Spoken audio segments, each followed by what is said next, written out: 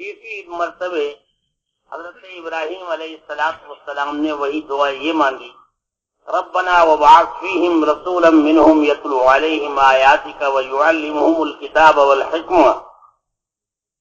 ऐ अल्लाह, जो उम्मत हमने आपसे मांगी है, पूरी रूए जमीन के ऊपर आपका तारुफ कराने के लिए, आपकी जात और सिफात और कुदरत कामिला और कुव्वत और ताकत और आपके जलाल और जबरूत से पूरी बशरियत को आगाह करने के लिए जो उम्मत हमने मांगी है,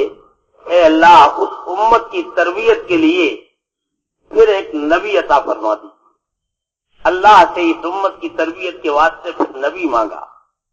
रब्बना वबअस फीहिम, एक नबी अता कर दीजिए जो इस उम्मत की इस मिजाज के ऊपर तरबियत करे, यानी मिजाज इब्राहिमी, जिस बुनियाद पर इब्राहिम अलैहिस्सलाम ने अल्लाह से मांगा है, उसी बुनियाद के ऊपर इस उम्मत की तरबियत करे, उसके लिए एक नबी अता फरमा दीजिए। अल्लाह रब्बुल इज्जत ने हजरत इब्राहिम अलैहिस्सलाम की दुआओं को कबूल फरमाया, उम्मत को वजूद बख्शा,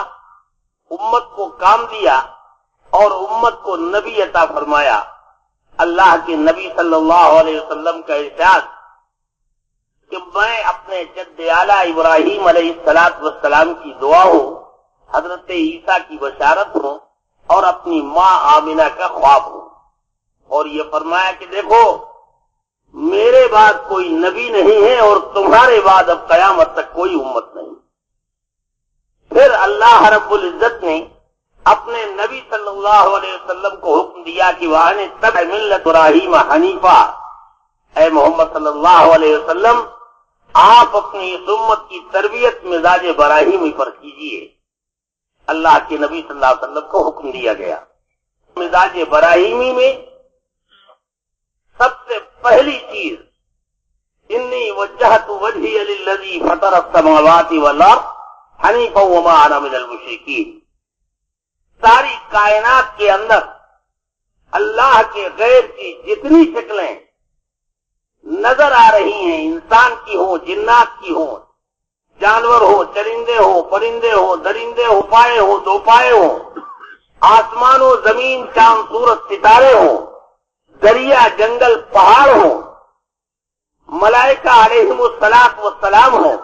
जिब्राइल हो, मीकाइल हो, इज़राइल हो, इसराफील हो, लौह कलम हो, हत्ता की अर्श आजम हो, अल्लाह की बड़ाई और किबरियाई को इतना बोला जाए, उसकी कुदरत कामिला को इतना बोला जाए कि हर अल्लाह का गैर चाहे जिस शक्ल का हो वो मुर्दा नजर आने लगे, सब के सब मुर्दा नजर आए। और जिस सूरत से मुर्दा से कुछ नहीं होता, उसी सूरत से अल्लाह के गैर की जितनी भी शक्लें हैं, चाहे वो जिंदा हो या मुर्दा हो, उनसे भी अल्लाह के अम्र के बगैर कुछ नहीं होता। लिहाजा इब्राहिम अलैहिस्सलाम ने कहा कि हमने जो कुछ ये बना हुआ है कायनात के अंदर, सब अल्लाह का बनाया हुआ है, चाहे जिस शक्ल का हो अल्लाह का गैर।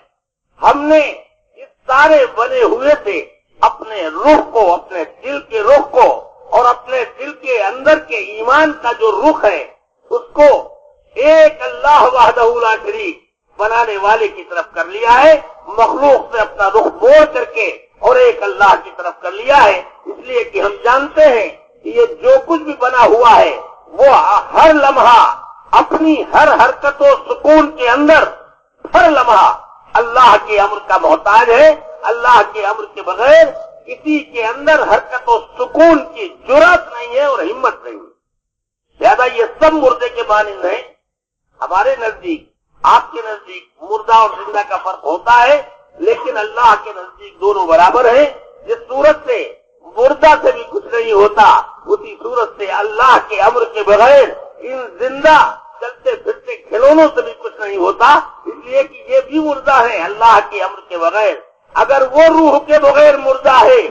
तो कायनात की हर मखलूक अल्लाह के अम्र के बगैर नफा नुकसान के एतबार से मुर्दा है। तो मोहतरम दोस्त और बुजुर्ग বলতেছেন এই কথা যে দ্বিতীয় দোয়া যেটা হযরত ইব্রাহিম আলাইহিস সালাতু ওয়াস সালাম আল্লাহ তাআলার কাছে করছেন, তো বলেন যে দ্বিতীয় দোয়াটা হইল যে এরকম ভাবে আল্লাহ তাআলার কাছে যে উম্মত উনি চাইছিলেন যে উম্মত আল্লাহ তাআলার বড়াই আর বরত্বকে, আল্লাহ তাআলার কুদরতকে এবং আল্লাহ তাআলার শক্তিকে, আল্লাহ তাআলার জালালিয়াতকে এবং আল্লাহ তাআলার মর্যাদাকে যে উম্মত বয়ান করবে এবং উম্মতের দাওয়াত দিবে, এই উম্মতের সহি তরবিয়ত হয় এবং তাদের জিন্দেগি গঠন হয় এবং সব লাইনে তাদের যে এরকম সঠিক প্রশিক্ষণ হয়, তরবিয়ত হয়। এর জন্য মোহতারাম দোস্ত আর বুজুর্গ, এই উম্মতের এই রাহবারি এবং তরবিয়তের জন্য আল্লাহ তাআলার কাছে এক নবী চাইছেন, হযরত ইব্রাহিম আলাইহিস সালাতু ওয়াস সালাম। রব্বানা ওয়াবআস ফীহিম রাসূলাম মিনহুম, আল্লাহ তাআলার কাছ থেকে এই দোয়া করে নিতেন যে আল্লাহ, যে উম্মত আমি আপনার কাছে চাইছি, এই উম্মতের সহি তরবিয়তের জন্য যে এমন এক রাসূল তাদের মধ্যে পাঠিয়ে দেন, যিনি তাদেরকে আপনার বরত্ব এবং বড়াইয়ের কথা শোনাবে, আপনার কুদরতের কথা শুনাইবে এবং আপনার মহব্বতের কথা তিনি শুনাইবেন। এবং এই নবীর মাধ্যমে এই উম্মতের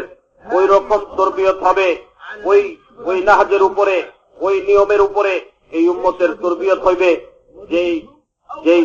যেই রাস্তা এবং যেই নিয়ম হযরত ইব্রাহিম আলাইহিস সালাতু ওয়াস সালাম আল্লাহ তাআলার কাছ থেকে চেয়ে নিয়েছিলেন। অর্থাৎ এই উম্মতের ঈমানি লাইনের এবং উম্মতের দ্বীনি লাইনের যে তরবিয়তটা হযরত ইব্রাহিম আলাইহিস সালাম চাইছেন আল্লাহ তাআলার কাছ থেকে, ওই দৃষ্টিকোণ থেকেই এবং ওই লাইনের তরবিয়ত হইবার জন্যই আল্লাহ তাআলার কাছ থেকে হযরত ইব্রাহিম আলাইহিস সালাতু ওয়াস সালাম এক নবীকে পাঠাইবার জন্য দোয়া করতেন। আর আল্লাহ তাআলা হযরত ইব্রাহিম আলাইহিস সালাতু ওয়াস সালামের এই দোয়ার উপরে যে হুজুরে পাক সাল্লাল্লাহু আলাইহি ওয়াসাল্লামকে এই উম্মতের জন্য নবী বানায় দুনিয়াতে পাঠাইছেন। এক দোয়া তো তিনি করছিলেন এই উম্মতের জন্য, যে উম্মতকে চেয়ে নেওয়া হয়েছে আল্লাহ তাআলার কাছ থেকে, আর এক দোয়া করছেন, বলেন যে এরকম ভাবে এই উম্মতের মিজাজে ইব্রাহিম আলাইহিস সালাতু ওয়াস সালামের উপরে, মিজাজে ইব্রাহিম আলাইহিস সালাতু ওয়াস সালামের উপরে এই উম্মতের সহি তরবিয়ত হয়। এর জন্য এক নবী আল্লাহ তাআলার কাছ থেকে উনি চেয়ে নিতেন। এই জন্য হুজুরে পাক সাল্লাল্লাহু আলাইহি ওয়াসাল্লাম এই কথা ফরমাইছেন যে এরকম ভাবে জন্মভূম হইল যে আমি হযরত ইব্রাহিম আলাইহিস সালাতু ওয়াস সালাম, ইব্রাহিম আলাইহিস সালাতু ওয়াস সালামের দোয়ার ফসল হযরত ঈসা আলাইহিস সালাতু ওয়াস সালামের শুভ সংবাদ দেওয়ার কারণ, আর বলেন যে হযরত আমিনা রাদিয়াল্লাহু তাআলা আনহার খাবের মাধ্যমে, মানে হযরত আমিনা রাদিয়াল্লাহু তাআলা আনহা যে খাব দেখতেন, হযরত ঈসা আলাইহিস সালাতু ওয়াস সালাম যে বাশারত শুভ সংবাদ দিতেন, আর হযরত ইব্রাহিম আলাইহিস সালাতু ওয়াস সালাম যে দোয়া করতেন, বলেন যে এর ফলশ্রুতিতে আমি দুনিয়াতে আসি। আর এই কথা বলতেন যে আমি শেষ নবী, আমার পরে আর কোন নবী আসবে না, আর তোমরা হইলে শেষ উম্মত, আর তোমাদের পরে আর কোন উম্মত দুনিয়াতে আসবে না। তো মোহতারাম দোস্ত আর বুজুর্গ, বলেন যে হযরত ইব্রাহিম আলাইহিস সালাতু ওয়াস সালাম যে এরকম ভাবে এই উম্মতের সহি তরবিয়তের জন্য, এই উম্মতের জিন্দেগির সহি রোগ কায়েম হইবার জন্য, আর এই উম্মতের দিলের ইয়াকিন আর বিশ্বাসকে ঠিক করবার জন্য আল্লাহ তাআলার কাছ থেকে নবীকে চেয়ে নিতেন। হযরত হুজুরে পাক সাল্লাল্লাহু আলাইহি ওয়াসাল্লামকে আল্লাহ তাআলার কাছ থেকে দোয়া করে চেয়ে নিতেন। এবং হযরত হুজুরে পাক সাল্লাল্লাহু আলাইহি ওয়াসাল্লাম এই উম্মতের ঠিক ওইরকম ভাবে তরবিয়ত করতেন যেরকম আল্লাহ তাআলা হযরত ইব্রাহিম আলাইহিস সালাতু ওয়াস সালামের দিলের মধ্যে যে ফিকির পয়দা করে দিয়েছিলেন যে এই উম্মত দুনিয়াতে আসুক, ওনার বংশধরের মধ্যে যে মেজাজে ইব্রাহিম আলাইহিস সালাতু ওয়াস সালাম এবং ওনার যে ফিকির এবং চিন্তা ছিল, ওই তরিকার উপরেই হুজুরে পাক সাল্লাল্লাহু আলাইহি ওয়াসাল্লাম এই উম্মতের তরবিয়ত করতেন। যেহেতু আল্লাহ পাকেরই হুকুম ছিল সুম্মা ওহাইনা ইলাইকা আনিত্তাবি' মিল্লাতা ইব্রাহিম হানিফা, যে আমি আপনার উপরে ওহী নাযিল করছি যে নবী আপনি ইব্রাহিম আলাইহিস সালাতু ওয়াস সালামের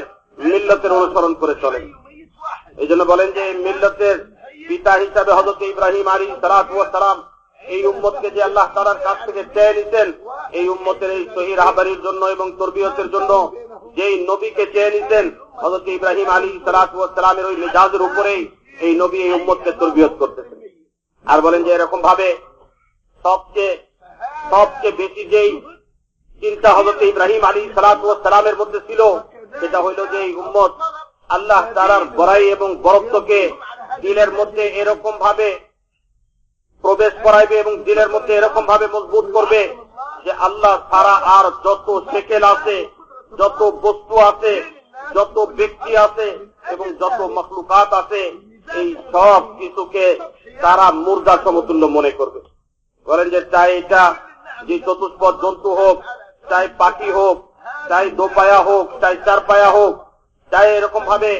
মানুষের সামনে বিচরণ করুক, অথবা কোন জঙ্গলে বিচরণ করুক, অথবা লোকচক্ষুর আধারের বিচরণ করুক, যে এরকম ভাবে জমিনের মধ্যে হোক, আসমানের মধ্যে হোক, যত জিনিস আছে, বলেন যে এরকম ভাবে চন্দ্র আর সূর্য হোক, আর বলেন যে আসমানের মধ্যে যত মখলুকাত আছে, এই তো মখলুকাত, জমিনের মধ্যে যত মখলুকাত আছে, এই সমস্ত মখলুকাত, আর বলেন যে এরকম ভাবে হযরত জিবরাইল আলাইহিস সালাম, হযরত আজরাইল আলাইহিস সালাম, মিকাইল আলাইহিস সালাম, ইসরাফিল আলাইহিস সালাম, আর বলেন যে শুনাই নয়, যে বলেন যে এরকম ভাবে যে লৌহ মাহফুজ, আর বলেন যে এরকম ভাবে আল্লাহ তাআলার আরশ পর্যন্ত, আল্লাহ ছাড়া আর যত কিছু আছে, এই সব কিছুকে আমাদের নজরে, অর্থাৎ এই উম্মতের নজরে মুর্দা সমতুল্য হইতে হবে, মুর্দা সমতুল্য হইতে হবে। আল্লাহ ছাড়া যত লাইনের ব্যক্তি এবং বস্তু, চতুষ্পদ জন্তু এবং তত্ত্ব, বলেন যে এই সব কিছুর অস্তিত্বকে মুর্দা সমতুল্য মনে করতে হবে। যেহেতু মোহতারাম দোস্ত আর বুজুর্গ, হযরত ইব্রাহিম আলাইহিস সালাতু ওয়াস সালামের মিজাজের প্রথম দিক ছিল যে তিনি সমস্ত মখলুকাত থেকে নিজের রোগকে ফিরায়ে, দিলের ইয়াকিনের রোগকে সব মখলুকাত থেকে ফিরায়ে আল্লাহ পাকের দিকে ওনার দিলের রোগ করতেন। ওই রোগের উপরে এই উম্মতের দিল ফিরে এবং ওই ইয়াকিনের উপরে এই উম্মত ওঠে। এই জন্য হযরত ইব্রাহিম আলাইহিস সালাতু ওয়াস সালাম আল্লাহ তাআলার সামনে পেশ করতেন যে ইন্নী ওয়াজ্জাহতু ওয়াজহিয়া লিল্লাযী ফাতারাস সামাওয়াতি ওয়াল আরদা হানিফা ওয়া মা আনা মিনাল মুশরিকিন, যে আমি তো ওই আল্লাহ তাআলার দিকে মুখ ফিরাইলাম যে আল্লাহ তাআলা আসমান আর জমিনকে পয়দা করতেন। এই সব কিছু থেকে আমার দিলের রোগকে ফিরায় একমাত্র আসমান আর জমিনের বানানেওয়ালা, এই সব কিছুর পয়দা করেনেওয়ালার দিকে আমার দিলের রোগকে ফিরাইলাম। হযরত ইব্রাহিম আলাইহিস সালাতু ওয়াস সালামের যে এরকম মেজাজ হইল যে হযরত ইব্রাহিম আলাইহিস সালাতু ওয়াস সালাম এই সব কিছুর মোকাবেলায়, এই সব বস্তু এবং ব্যক্তি মখলুক, চাহে এটা যে এরকম ভাবে ছোট সেকেলে হোক অথবা বড় সেকেলে হোক, সাধারণ সেকেলে হোক অথবা দামি সেকেলে হোক, যে সেকেল এবং অবস্থার মধ্যেই তারা দুনিয়াতে আছে, এই সব কিছু থেকে নিজের মুখকে ফিরায় আল্লাহ তাআলার দিকে, যিনি ওয়াহদাহু লা শারীকা লাহু, এক আর তার কোন শরীক নাই, ওই আল্লাহ তাআলার দিকে ফিরাইবার জন্য হযরত ইব্রাহিম আলাইহিস সালাতু ওয়াস সালাম যেরকম নিজের ব্যাপারে আল্লাহ তাআলার কাছে দোয়া করছিলেন, এরকম এই উম্মত যেন ওই একদিকে নিজের দিলের রোগকে ফিরায়। এই জন্য হযরত ইব্রাহিম আলাইহিস সালাতু ওয়াস সালাম আল্লাহ তাআলার কাছ থেকে এটা চেয়ে নিচ্ছেন। তো মোহতারাম দোস্ত আর বুজুর্গ, হযরত ইব্রাহিম আলাইহিস সালাতু ওয়াস সালাম এই ঈমানি লাইনের তরবিয়ত হইবার জন্য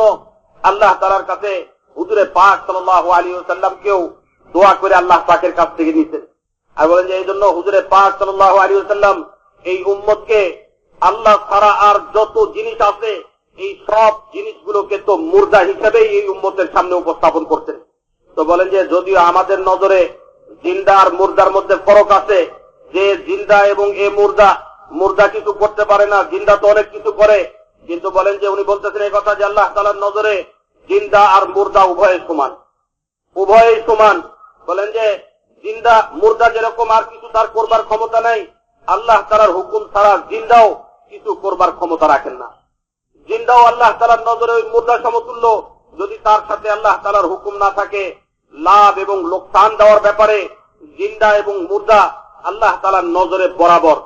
দিলের মধ্যে এই ইয়াকিন এই উম্মতের ভিতরে পয়দা হয়ে যায়। এর জন্য হযরত ইব্রাহিম আলাইহিস সালাতু ওয়াস সালামের মেজাজের উপরে আল্লাহ তাআলা হুজুরে পাক সাল্লাল্লাহু আলাইহি ওয়াসাল্লামকে এই উম্মতের উপরে মেহনতের এক জিম্মাদারি এবং দায়িত্ব দিয়ে দিয়েছেন।